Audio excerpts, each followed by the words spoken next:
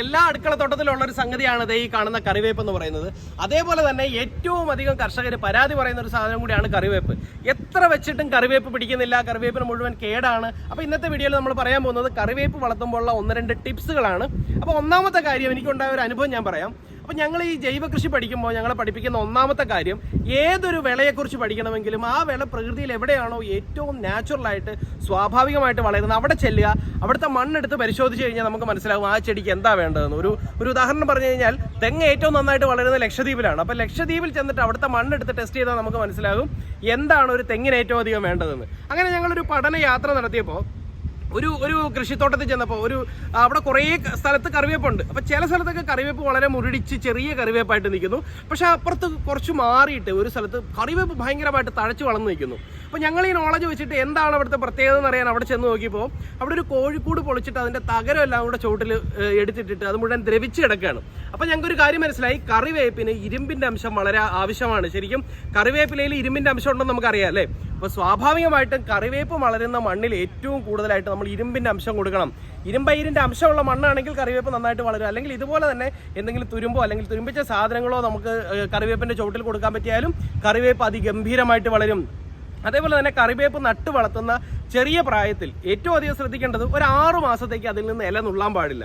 വെച്ച് കഴിഞ്ഞാൽ നമ്മൾ ശരിക്കും ഒരു അത്യാവശ്യം വന്നാൽ ഓടിച്ചെന്ന് ആദ്യം 2 കറിവേപ്പില പറിക്കലാണ് ശീലം. പക്ഷേ 6 മാസത്തേക്ക് നമ്മൾ അതിനെ വളരാൻ അനുവദിക്കണം.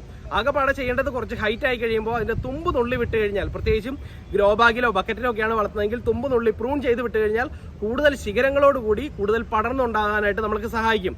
അതേപോലെ തന്നെ ഇത് ശരിക്കും ചെറുപ്പകാലത്ത് ഇത് നട്ട് പിടിച്ചു വരുന്ന സമയത്ത് ഡോളോമൈറ്റ് ഉറപ്പായിട്ടും നമ്മൾ ഈ പറയുന്ന കറിവേപ്പിലേക്ക് കൊടുക്കണം. ഡോളോമൈറ്റ് കൊടുക്കുമ്പോഴാണ് കറിവേപ്പില ഏത് സ്ഥലത്തും വളരെ വൃത്തിയായിട്ട് പിടിക്കുന്നത്. ഏത് മണ്ണിലും നമുക്ക് നടാം. ഡോളോമൈറ്റ് കൊടുത്തിട്ട് നടണമെന്ന് മാത്രം ഉറപ്പായിട്ടും അത് പിടിക്കും, കറിവേപ്പ് പിടിക്കും.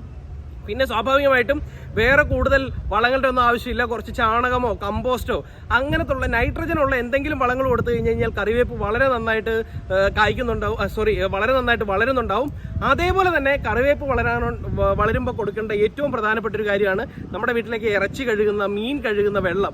ഇതെല്ലാം നമുക്ക് കറിവേപ്പിൻ്റെ ചുവട്ടിൽ കൊടുത്തു കഴിഞ്ഞാൽ, കറിവേപ്പിന് ശരിക്കും പറഞ്ഞാൽ ഫാറ്റും പ്രോട്ടീനും കൂടുതൽ വേണ്ട ഒരു ചെടിയാണ്. അപ്പോൾ കറിവേപ്പിന് ഇത് നമുക്ക് കൊടുക്കാൻ പറ്റിയാൽ വളരെ ഗംഭീരമായിട്ട് കറിവേപ്പ് നമുക്ക് ഏതൊരു വീട്ടിലും വളർത്തിയെടുക്കാം. അതേപോലെ കറിവേപ്പിനുണ്ടാകുന്ന മുഴുവൻ രോഗങ്ങൾക്കും സ്യൂഡോമോണാസ് ആഴ്ചയിൽ ഒരു തവണയെങ്കിലും തളിച്ചു കൊടുക്കുക. ഒരു 20 ഗ്രാം സ്യൂഡോമോണാസ് 1 ലിറ്റർ വെള്ളത്തിൽ കലക്കിയിട്ട് നമ്മൾ ചെടികളിൽ കൃത്യമായിട്ട് സ്പ്രേ ചെയ്ത് കൊടുത്തുകൊണ്ടിരുന്നു കഴിഞ്ഞാൽ സാധാരണയായിട്ട് കറിവേപ്പിനെ ബാധിക്കുന്ന ഒരു രോഗങ്ങളും ഉണ്ടാവത്തില്ല. നമുക്ക് വിഷമില്ലാത്ത, ശരിക്കും ഇപ്പം നമുക്കറിയാം തമിഴ്നാട്ടിൽ നിന്നൊക്കെ വരുന്നതിൽ ഏറ്റവും അധികം വിഷമുള്ളൊരു സംഗതിയും കൂടിയാണ് കറിവേപ്പ്. നമ്മുടെയൊക്കെ വീട്ടിൽ ചെറിയൊരു ബക്കറ്റ് ഉണ്ടെങ്കിൽ അതിനകത്ത് പോലും നമുക്ക് ആവശ്യമുള്ള കറിവേപ്പ് നമുക്ക് വളർത്തിയെടുക്കാനായിട്ട് പറ്റും. അപ്പോൾ ഈ രീതിയിൽ പറഞ്ഞ രീതിയിൽ കുറച്ച് ഇരുമ്പിൻ്റെ എന്തെങ്കിലും അംശം അല്ലെങ്കിൽ തുരുമ്പ് നമ്മുടെ കറിവേപ്പിൻ്റെ ചുവട്ടിലൊന്ന് ഇട്ട് നോക്കുക. അതിൽ നിന്നുണ്ടാകുന്ന റിസൾട്ട് നിങ്ങൾ കമൻറ്റ് ചെയ്യുക. അതുപോലെ തന്നെ നിങ്ങൾ കറിവേപ്പ് വളർത്തിയപ്പോൾ നിങ്ങളുടേതായ നിങ്ങൾ ഡെവലപ്പ് ചെയ്ത ടിപ്പുകൾ കമൻറ്റ് ചെയ്യുക. നിങ്ങൾക്ക് എന്തെങ്കിലും സംശയം ഉണ്ടെങ്കിൽ അതും കമൻറ്റ് ചെയ്യുക. എനിക്കറിയാവുന്ന കാര്യങ്ങളെക്കുറിച്ച് തീർച്ചയായിട്ടും ഞാൻ മറ്റൊരു വീഡിയോ ചെയ്യുന്നതായിരിക്കും. അപ്പോൾ ഇനി മറ്റൊരു കൃഷി വിശേഷവുമായിട്ട് വീണ്ടും അടുത്ത വീഡിയോയിൽ കാണാം. അതുവരേക്കും എല്ലാവർക്കും ബൈ.